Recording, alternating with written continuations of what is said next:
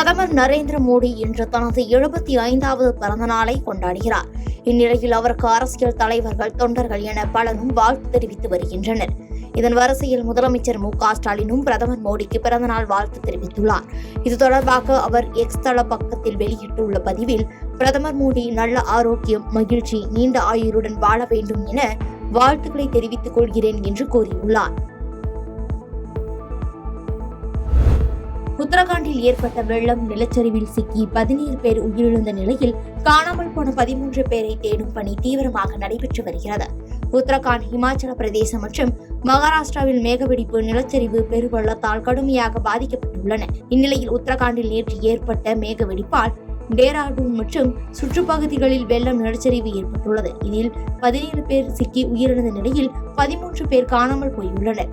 மேலும் அவர்களை தேடும் பணி தீவிரமாக நடைபெற்று வரும் நிலையில் கனமழையால் மாநிலத்தின் பல்வேறு பகுதிகளில் சாலைகள், பாலங்கள் மற்றும் அரசு சொத்துக்கள் பெருமளவில் சேதமடைந்துள்ளன.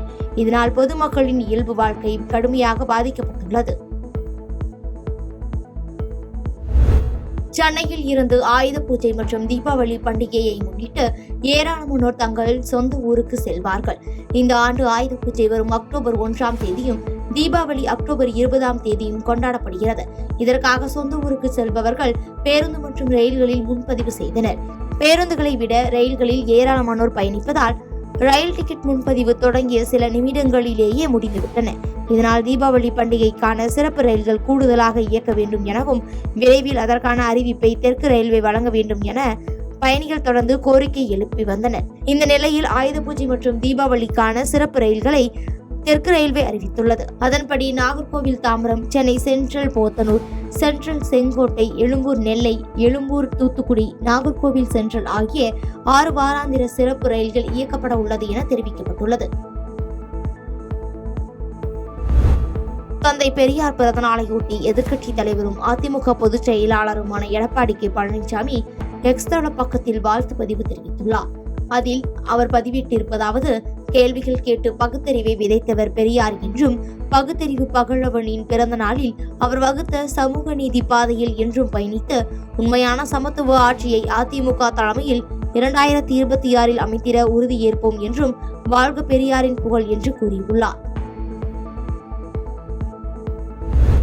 உக்ரைன் அதிபர் ஜெலன்ஸ்கி ரஷ்ய அதிபர் புதினுடன் சமாதான ஒப்பந்தம் செய்ய வேண்டும் என அமெரிக்க அதிபர் டிரம்ப் வலியுறுத்தியுள்ளார். இது தொடர்பாக செய்தியாளர்களிடம் அதிபர் டிரம்ப் கூறியதாவது: ரஷ்யாவுடனான போரை முடிவுக்கு கொண்டு வர ஜெலன்ஸ்கி ஒரு ஒப்பந்தம் செய்ய வேண்டும் என்றும், உக்ரைன் அதிபர் ஜெலன்ஸ்கி ரஷ்ய அதிபர் புதினுடன் சமாதான ஒப்பந்தம் செய்ய வேண்டும் எனவும் வலியுறுத்தியுள்ளார். மேலும் ஐரோப்பா ரஷ்யாவில் இருந்து கச்சா எண்ணெய் வாங்குவதை நிறுத்த வேண்டும் என்றும், அவர்கள் ரஷ்யாவிடம் இருந்து எண்ணெய் வாங்குவதை தான் விரும்பவில்லை என்றும், மேலும் அவர்களுக்கு விதிக்கும் தடைகள் போதுமானதாக இல்லை என்றும், தான் மேலும் பொருளாதார தடைகளை செய்ய தயாராக இருப்பதாகவும் தெரிவித்துள்ளார். செய்திகளை உடனுக்குடன் தெரிந்து கொள்ள கீழ்கண்ட கேபிள் மற்றும் டிடிஎச் நெட்வொர்க்குகளில் எம்நாடு செய்தி தொலைக்காட்சியை காணுங்கள். பாதகம் செய்பவரை கண்டால் நாம் பயம் கொள்ளலாகாது பாப்பா, மோதி மிதித்து விடு பாப்பா, அவர் முகத்தில் உமிழ்ந்து விடு பாப்பா. அண்மை செய்திகளை உடனுக்குடன் தெரிந்து கொள்ள இணைந்திருங்கள் எம்நாடு தொலைக்காட்சியுடன்.